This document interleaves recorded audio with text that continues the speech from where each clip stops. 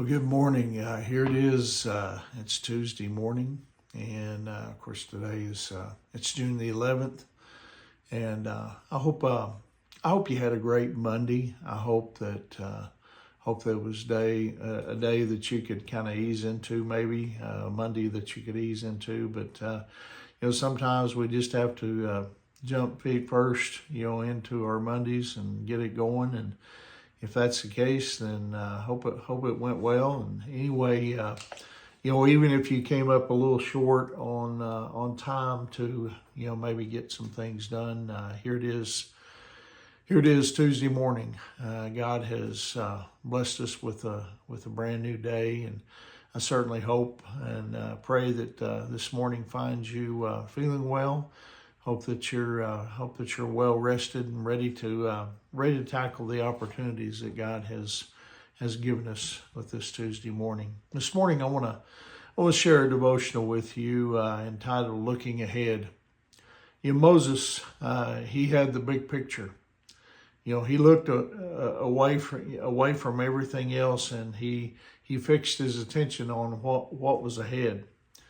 Hebrews chapter 26 says of him, it says he thought it was better to suffer for the sake of Christ than to own the treasures of Egypt, for he was looking ahead to his great reward. Now you see, Moses, he saw beyond the temporal comforts, of the place of Egypt.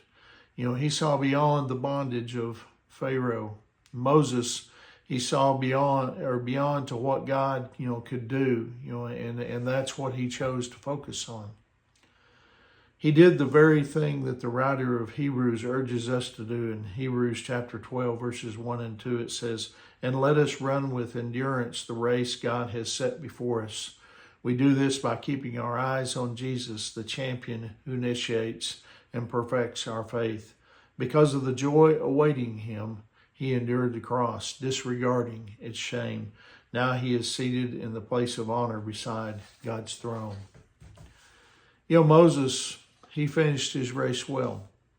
The Bible tells us, and this is in Deuteronomy chapter 34, verse 1, it says, "Then Moses went up to Mount Nebo from the plains of Moab and climbed Pisgah Peak, which is across from Jericho, and the Lord showed him the whole land." And then in verse 5, it says, "So Moses, the servant of the Lord, died there in the land of Moab, just as the Lord had said."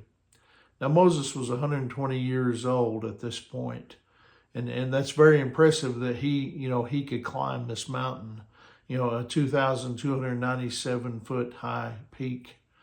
There was no escalator or elevator. He climbed it on his own. As we all get older, we realize that we have limitations. And, sometimes, we begin to disconnect. We retire not only from our work, but also from our spiritual lives. However, that wasn't the case with Moses. He was strong until the very end. Moses, you see, he understood that he was going to die, but he wasn't afraid. And he wasn't depressed. You see, he realized that life was, it has a beginning, a middle, and an end. No one wants to die, but there is no escaping it.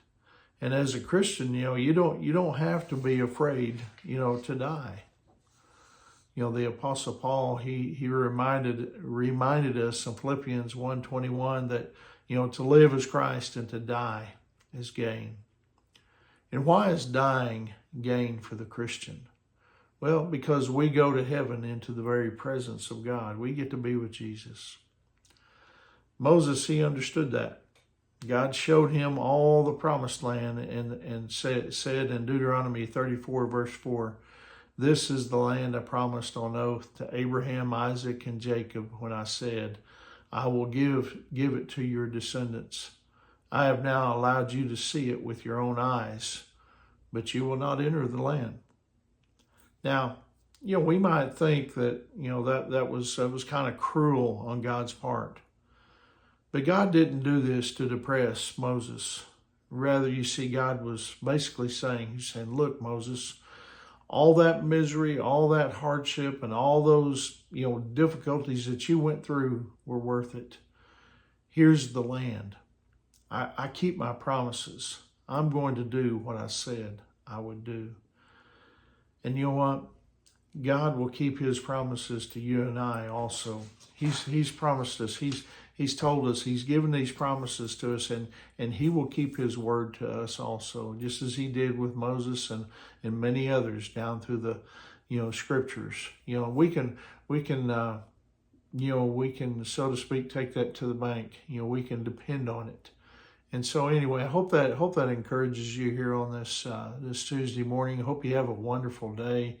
Remember, Angie and I, we love you guys, and we're praying for you. And Lord willing, I'll see you tomorrow morning. God bless you.